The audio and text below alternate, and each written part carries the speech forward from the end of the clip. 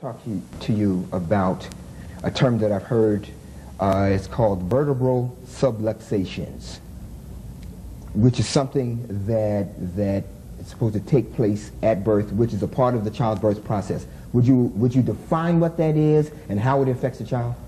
A vertebral subluxation is a misalignment of one of the spinal bones. I'm going to just pick up this spine here to kind of demonstrate it. This is a child's spine, about 6 years old, just a model of a child's spine. And what we have here is the brain would sit up here and the spinal cord comes down and through there. Now when you have pulling and twisting happening at the birth process, any type, forceps, which is very traumatic, can be as much as 90 to 120 pounds of pull pressure happening, or sometimes, you know, just manual with the hands where they're pulling on this tiny little spine. I mean, you see the bruise on the face from forceps. Can you imagine what's happening to the soft tissue there? So there's rotation, there's longitudinal traction, that's pull like this, and rotation that's happening that's really not so necessary to happen during birth. And what that can do is misalign or subluxate any one of these vertebrae, cause damage to the nerves that are coming out through there, cause damage to the spinal cord. So subluxation is misalignment of the vertebra, putting pressure on the nerves, causing edema, swelling, irritation to the nerve. And of course we know the nervous system is the most important system in the body. It runs and controls everything.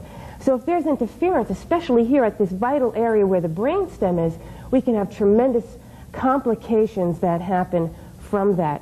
One study done in Germany with 1,000 children showed that these children had misalignments in this top cervical vertebra at 3 months of age. They were all exhibiting decreased immune function, asthma, allergies, colic, ear infections, one of those several symptoms. And what he found was that the top cervical vertebra was misaligned or subluxated. How can that happen to a 3-month-old child, other than if we look at the birth process? Now, you know, it's strange. When the baby comes out, it's like, oh, support the head, quick, hold that baby, be so careful and cautious. And the things that we do during birth to get them out, you don't need pull in most births. You don't need it. Dr. Lockton, I want to come to you. In your opinion, in your professional opinion, is there an undue amount of stress that is placed on the baby, on the vertebra, on the central nervous system, as a part of the childbirth process? In my opinion, I don't think there's an undue stress. A lot of it has to do with the shape of the mother's pelvis, her multiparity, that means how many children she has had. As you see, as women have increased in the amount of children that they have had, the delivery is usually easier, and the length of time that it takes to push is easier. And sometimes women, especially those who've had several amount of children, can push the babies out by themselves and they're just supported.